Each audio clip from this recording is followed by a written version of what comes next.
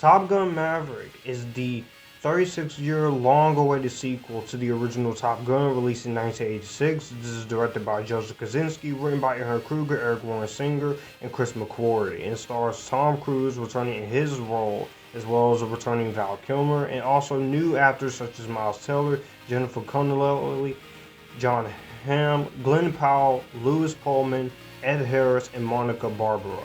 30 years after the original, and it follows Maverick's return to the United States Navy Strike Fighter Tactics Instructor Program, also known as Top Gun, where he must confront his past as he trains a group of young aviators, among them being the son of his deceased best friend, Goose.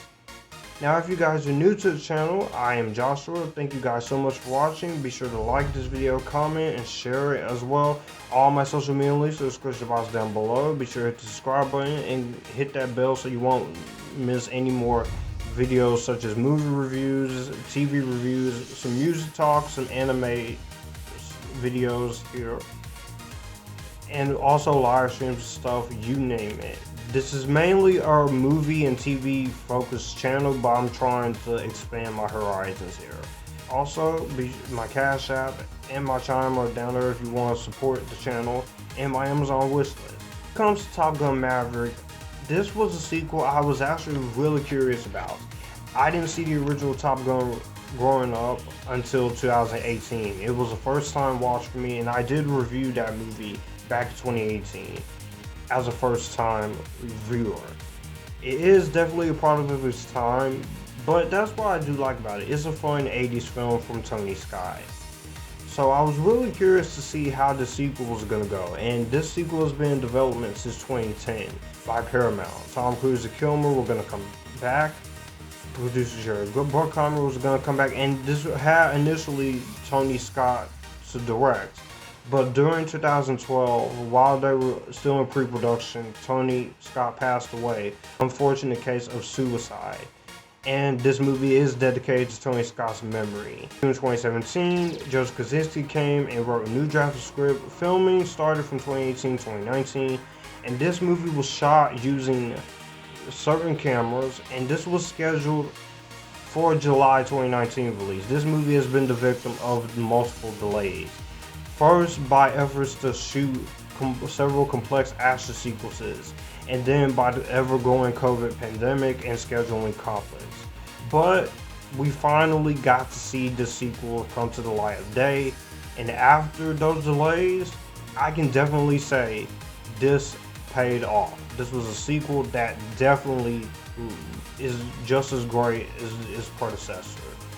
This is one of the best legacy movie sequels I've seen. It's one of my favorite legacy sequels, with Mad Max Fury Road, with The Force Awakens, in my honest opinion, on Legacy and Blade Runner 2049, and especially the underrated Dr. Sleep. This is how a legacy sequel should be done. And it does what a legacy sequel is supposed to do. Starting off with the performances and the characterization, because I think without the great screenplay involved in Joseph Kosinski's direction and the incredible performances of its cast, this movie would not be as great as it is. We'll get to the action scenes, but I want to talk about the performances, because the performances does make this movie what it is. Tom Cruise is once again great as Maverick. This guy is pushing his 60s, and he is still out there ruling the entertainment business. There is a reason why he is one of the most highest paid actors and big giant superstars. It's because of movies like this and Mission Impossible and Minority Report. And he brings a lot of heart and a lot more development to Top Gun Maverick. You could tell Cruise was passionate about this movie. Even so passionate to the point that he did not want this movie to go on any streaming service. He wanted this to be a full theatrical release. And it's easy to see why. Because he not only puts his heart into the action scenes, which we'll get to, but his performance is definitely on display here. He is really strong in this movie. You can see that he is having to confront the sins of his past. In the case of Goose's son.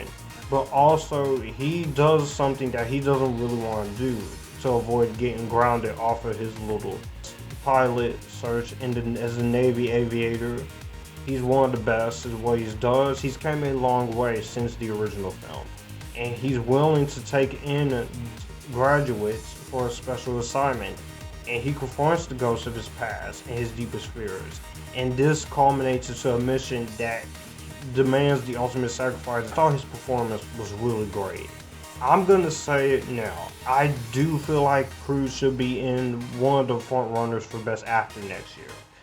He was great in the movie, but also the rest of the cast was very good. You have Miles Teller as the son of Goose. I thought he was really good. He has some great scenes when it comes to his acting and his emotional resonance. John Hamm, Glenn Powell, Lewis Pullman, Monica Barbaro. I also very much liked her. I do want to see more of her going forward. Charles Parnell, Jay Ellis, even actors well renowned like Ed Harris and Jennifer Connelly, which she was great as the new love interest. And I thought she did a very good job in her role as well. Val Kilmer is great here once again. He's not in the movie a lot, of course, which I'll get into a little nitpick, but he does a good job for his role. So the performances all the way around are what carries this movie over, along with Joseph Kosinski's energetic direction and the very well tightened screenplay.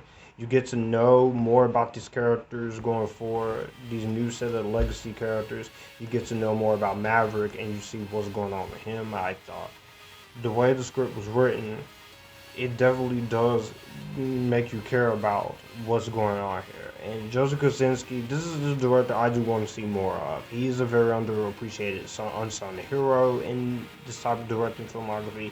He directed Tron Legacy, which was a very great sequel, and Oblivion was a very underrated Tom Cruise film that while not a lot of people liked, I was in the minority with. In his direction, he carries it over.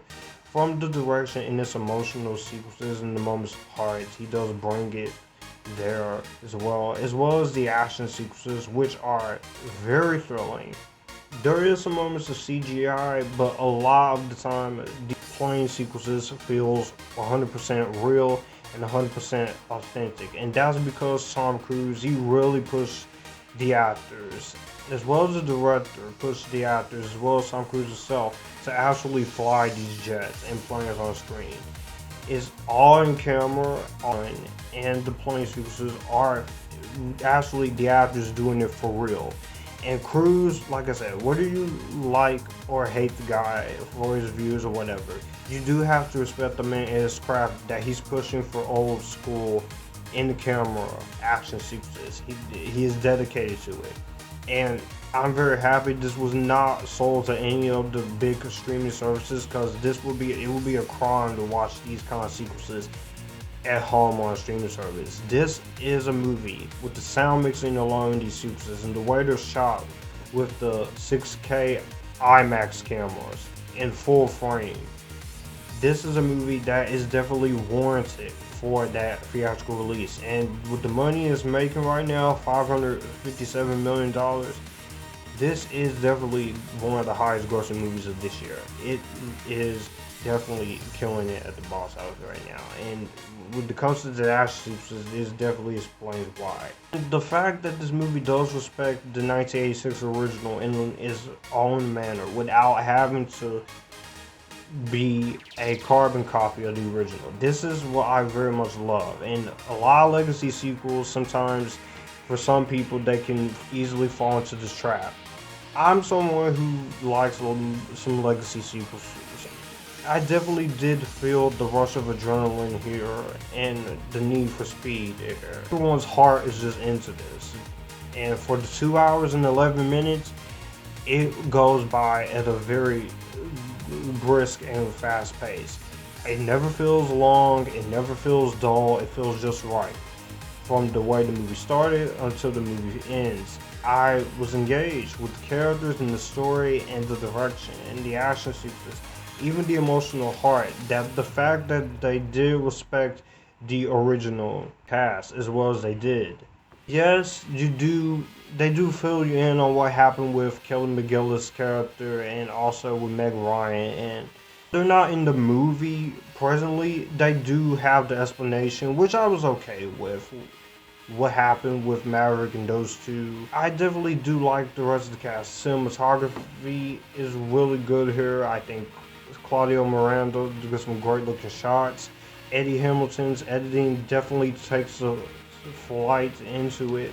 The score, despite this being composed by 4 different composers, Lauren Bauer, Harold Faltermeyer, Lady Gaga, and Hans Zimmer, all of the composers do a very good job there. And I did like the song that they chose, Lady Gaga wrote for the movie. And you do have some resemblance of the score for the 1986 original implied into here, but it's done in a way that's very respectful and is very thought out well. And for the effects, like I said, even though there's a little bit of CGI, you can easily tell that all the plane sequences were filmed for real. Also, the production design, costume design is very well done. And I actually like the relationship of characters that go after this movie, especially with Tom Cruise and Jennifer Connelly. I know some people don't love the romance between those two, but I felt the romance was actually really sweet and very charming.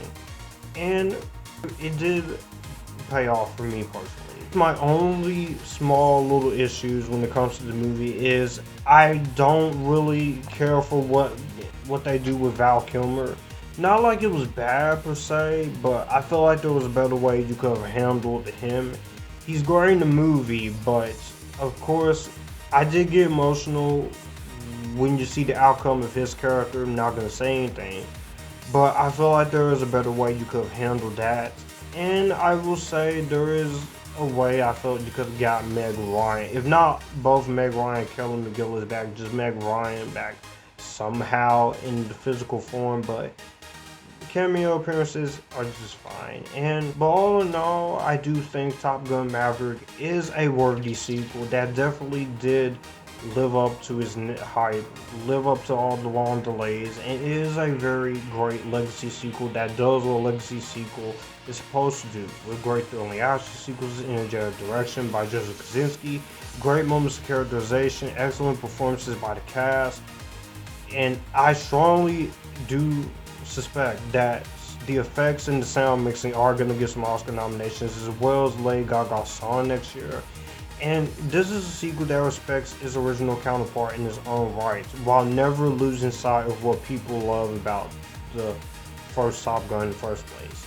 If you're a fan of Top Gun, the original, definitely go see this in the theaters. Do not wait until Paramount Plus. See this on the biggest screen possible, and I think you will have a very enjoyable experience. I'm going to go ahead and give this a better than Vampire Academy. This is one of my favorite films of the year.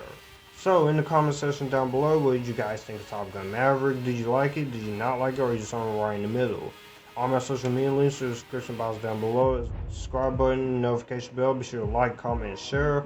Also, be sure to share this video on all your social media, because it does help this channel grow, and it does help my channel fight the YouTube algorithm.